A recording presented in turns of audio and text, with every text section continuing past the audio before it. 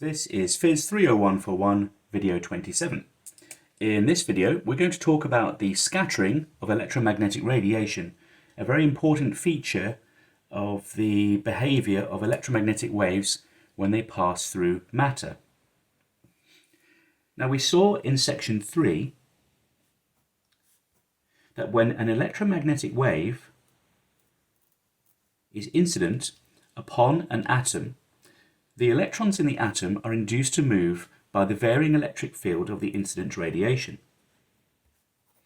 And we derived a model which could relate the response of the electrons to the radiation field. But of course, because the electrons are oscillating, they behave like the Hertzian dipole that we saw in section 2. So if the electrons are moving with respect to the atom, we expect them to emit radiation.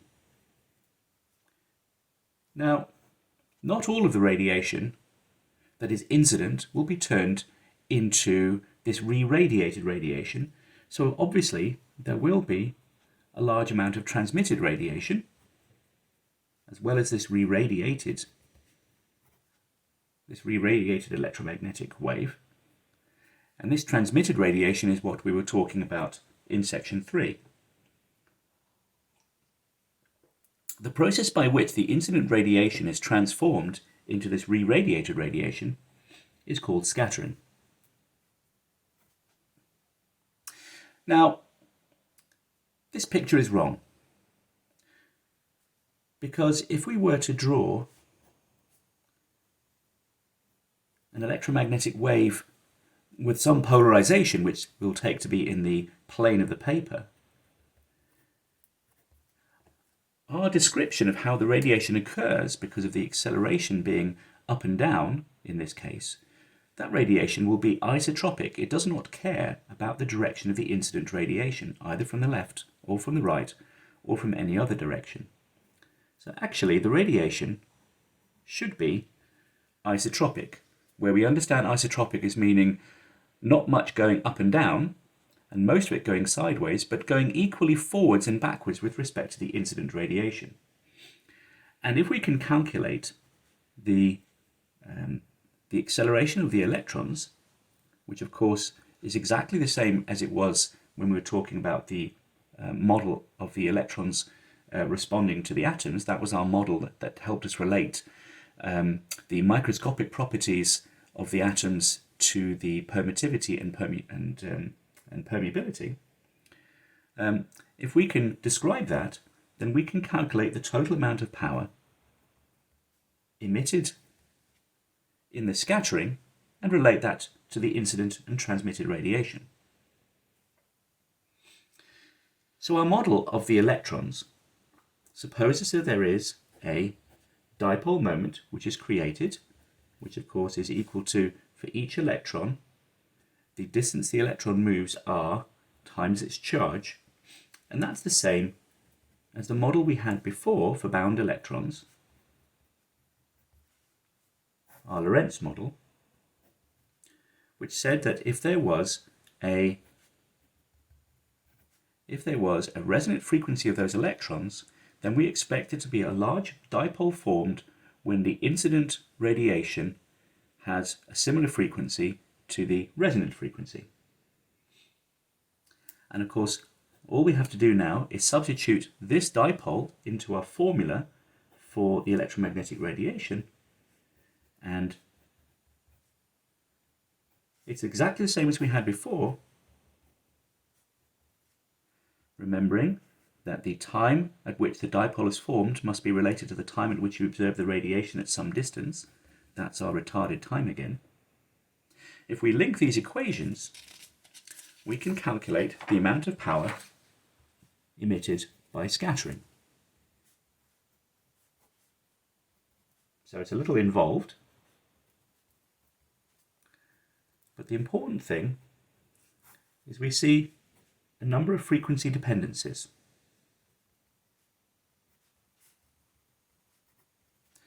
The first is that the power is proportional to the frequency to the fourth in the numerator, and it is also enhanced when we get close to the resonant frequency. And this is the scattering which occurs from each and every atom in the material. So if I have a number density of electrons, I can calculate the amount of scattering which occurs in some unit volume. Now, how do we relate the incident power to this radiated power? This is done using the concept of the cross-section. The cross-section is merely the relationship between the radiated power in the numerator divided by the incident power in the denominator. And this should be understood as being the total cross-section. In other words, the incident power is incident upon the electron, and this is the total power radiated in any direction. And we may subdivide this cross-section into pieces at different angles, and we did that when we discussed the Hertzian dipole. If we inspect the units, we remark that this power is the total power in watts, whereas this is in watts per square meter. So this sigma has units of area, and we can understand this as being an effective area of the atom. So we can write down the power in photons per second, say, is equal to sigma, which is in meters squared, times the incident radiation, which is units of number of photons per meter squared per second. Now, remembering that we can write the power in the radiation, this Poynting vector, in terms of the energy density and this peak electric field, we can now obtain a formula for what sigma is by comparing the power in the incident radiation with the power in the re-radiated radiation. And if we write that out again, that's rather laborious, but let's do it once. We now have a formula which tells us the effective area of the atom, or at least of one of the electrons in the atom, from the point of view of radiation. Now, we saw previously this discussion of the effective size of an electron, and we could write that down in this form. So this has units of length, and this distance is something like 2.8 times 10 to the minus 15 meters, a few femtometers. And if we substitute in this expression, you can see that this is an area where this is a size, so R0 has to appear as a square in this equation. We can write down this cross-section in terms of this classical electron radius, this unit of length which describes the effective size of the electron. Remembering that this classical electron radius is somewhat fictitious, but it does have units of length, and we can write the unit of area, the cross-section, in terms of that. Now, as we normally do, we should now consider special cases of this equation and look at numerical values of what the cross-section is. So we first imagine low-frequency radiation. So low frequency here, of course, means that the incident frequency of the radiation is much less than the resonant frequency. And if we write down that, I'm going to give it a subscript r. I'll define why it's r in a moment. I still have the same prefactor, but now the omegas in the denominator disappear because they're much smaller than omega 0, and I have a more simple form, which is that the apparent size of the electrons, the apparent strength, the strength of the scattering effect, is proportional to omega, that should be omega to the fourth, which means that it's proportional to 1 over lambda to the fourth. So this is Rayleigh scattering, which you may have heard of before. So Rayleigh scattering says that if I double the wavelength of the light, then the scattering rate falls by a factor of 16. So let's illustrate that. I imagine the wavelength of red light compared to the wavelength of blue light. So this is something like 800 nanometers, and this is something like 400 nanometers. Let's write that down more explicitly. It's about 760, 390. Okay. The relative rate of the scattering is proportional to the ratio of the wavelengths to the fourth. So shorter wavelengths are scattered more, and longer wavelengths are scattered less. And that ratio to the fourth is about 16. And of course, this is why when I look up at the sky in the daytime, the sky is blue. The daytime sky is blue because the light from the sun that is more or less white is passing through the air, and only the blue light is scattered down. Now, an important thing to point out about this is that when we talk about scattering, go back to our original picture, there is no net transfer of energy to the electrons in our model of this process. So this is elastic scattering. Any energy lost from the incident radiation, so the difference in energy between the incident and the transmitted radiation, that energy goes into the scattered radiation, and that sum is equal to the incident radiation. There is no net transfer anywhere else. Now let's look at a process where we're near to this resonant frequency. So if we're near to the resonant frequency, we can now say that omega is approximately equal to omega 0. And this resonant scattering cross-section, you can show this for yourself by inspecting the equation, is something like this. Okay, there's an omega squared that cancels top and bottom. And this resonant effect is typically large because gamma itself is small. So this is our resonant scattering cross-section.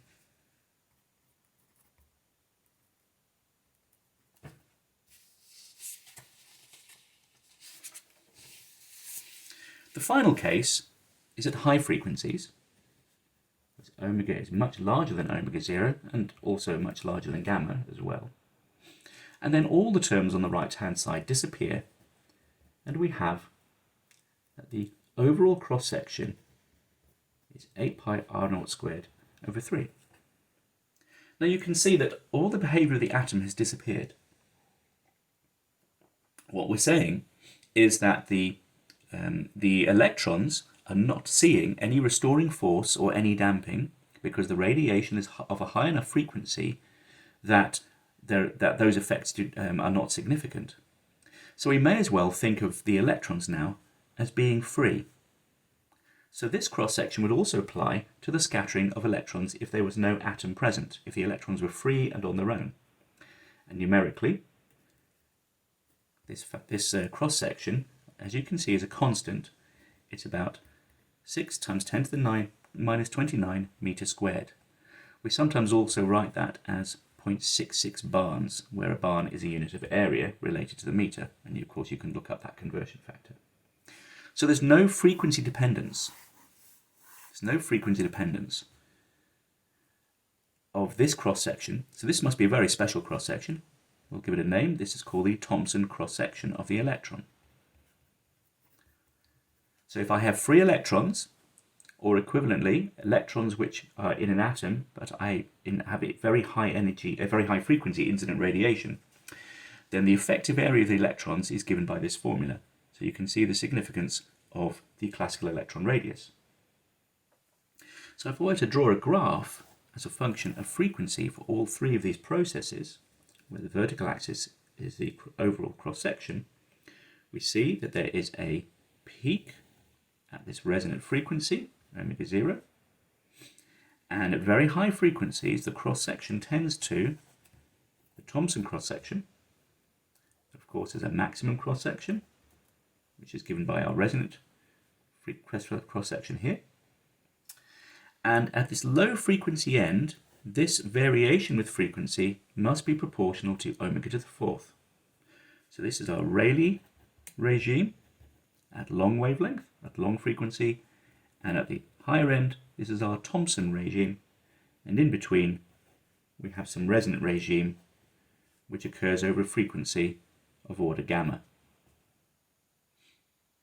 Now, because we have written our cross sections in our previous formula, we can write the cross sections in terms of the Thomson cross section. So the Rayleigh cross section is equal to the Thomson cross section with this factor, which is the ratio of the incident frequency to the resonant frequency.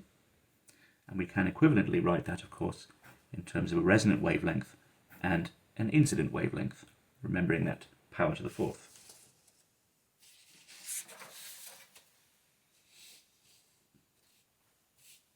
Now, all of this is true when the photons have low energy.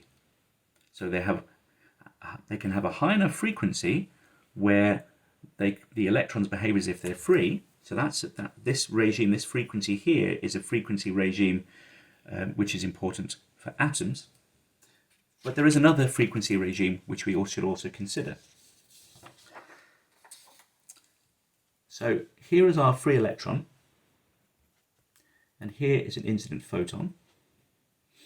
And this photon has an energy, E1, and we have described the process where the energy of the photon is scattered. And you probably recognize this picture. So this is our picture of the scattering process. So each individual photon can be scattered at some angle. And in our Thomson scattering process, which remember was modelled on the idea of the electrons seeing the polarization of the photons and accelerating up and down, this scattering rate was equal in all angles around the direction of the acceleration A. And in this Thomson scattering process, we had that nu2 is equal to nu1. Also, the polarization of these outgoing photons is equal to the polarization of the incoming photons. So this is our elastic scattering process. Now, no doubt, you've already recognized that this is similar to another process you have seen, where the outgoing photon has a different energy to the incoming photon, and this is Compton scattering. So now the outgoing photon has a frequency which is less than the incoming photon. Why is this outgoing photon lower in energy than the incoming photon in the Compton process? What is the difference between this lower picture and this upper picture? Well, the reason is in the lower picture, we have accounted for the finite momentum of the incoming photons. So the photons in this lower picture have sufficient momentum that they will impart momentum to the electrons, and then the electrons, of course, will go off with some momentum of their own. And by applying momentum conservation and energy conservation, we can deduce the standard Compton formula, which relates the angle of the scattering to the energy reduction of the outgoing photon. So we know this case is true when the photons which come in have sufficient energy, sufficient momentum, and the scale size, the kind of energies where that process will become significant, is when the photon energy that is incident is, roughly speaking, equal to the rest energy of the electron, which of course is about 511 keV. So these are gamma rays. Up here we were talking about photons of much lower frequency. We were actually talking about photons which have typical energies of about 1 eV. So in this situation, the photons do not have sufficient energy to give a significant momentum transfer to the electrons. And this is the difference between the Thomson process and the Compton process. So our Thomson process is valid when the incoming energy of the photons is much less than the rest energy of the electron. Now, just out of interest, we can write down an overall cross-section for the likelihood that a photon will be scattered. It may still be scattered backwards, of course. this incoming photon may be scattered directly backwards, and actually the rate of scattering backwards is equal to the rate of scattering forwards, but the energies of those photons are different. The photon energy that comes back is much, much lower, whereas the photon energy that goes forward is more or less the same as the incident photon energy. When we integrate this, what we find is that the overall cross-section, the overall probability of a photon scattering, we'll call this the Compton cross-section sigma t, is lower than the Thomson cross-section. And approximately, it goes as 1 minus x, where x is a recoil parameter. X is telling me how much recoil there is upon the electron. So close to, for small values of the recoil, the Thomson cross-section linearly reduces. And in the notes, I give an overall formula for how we can write down the Compton cross-section in terms of the Thomson cross-section. But the important thing is that the Compton cross-section is lower than the Thomson cross-section. The likelihood of a re-radiated photon is lowered because of this momentum transfer. Now that's the overall likelihood. But as you can see, we also want to relate the probability of scattering in the forward or backward direction, or even in a side-to-side direction for Compton scattering. We want to relate that to the elastic situation, our Thomson situation above. So let's describe the features of Thomson and Compton scattering. So just to summarize, Thomson scattering is isotropic. In other words, it looks like a Hertzian dipole. So remember, I used the word isotropic to say that it is the same in all angles perpendicular to the acceleration direction. So we should understand it's isotropic in the sense of there's no radiation up and down, but there is the same power in all directions around the acceleration direction. And the intensity of the radiation goes as cos squared beta. So if I write down this geometry, so here is Z, the direction in which the incident radiation is coming in. So our acceleration is in this direction. Our electrons are accelerating up and down. And remember that we usually defined theta as being the angle away from the acceleration direction. So our radiation is proportional, the intensity is proportional to sine squared theta. I can also write it down in terms of beta. It must be proportional to cos squared beta. Okay, so the radiation is proportional to cos squared beta. And the other important thing to remember is that the scattered radiation, lambda scattered, equals lambda incident. There's no change in the wavelength of the scattered radiation, regardless of the angle at which it comes out. Okay. So whatever angle I look at it, from the side, we have the same wavelength. And if the radiation that's coming in is polarized, the outgoing radiation is also polarized. It's polarized and it's parallel to the incident radiation. Compton scattering is different. And you can see because of the momentum transfer, the energy that goes out is forward peaked. This effect becomes more important the higher the energy of the incident radiation. So the number of photons that are scattered are equal forwards and backwards, but the energy carried by the photons in the forward direction, because each of them is a higher energy, that overall power is higher in the forward direction. So Compton scattering is forward peaked. And the radiation in the forward direction is much higher than the radiation in the backward direction, so lambda reduces as I increase this angle beta.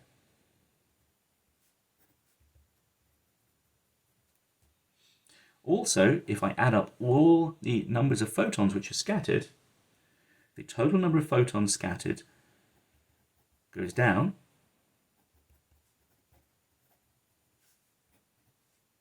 as lambda goes down.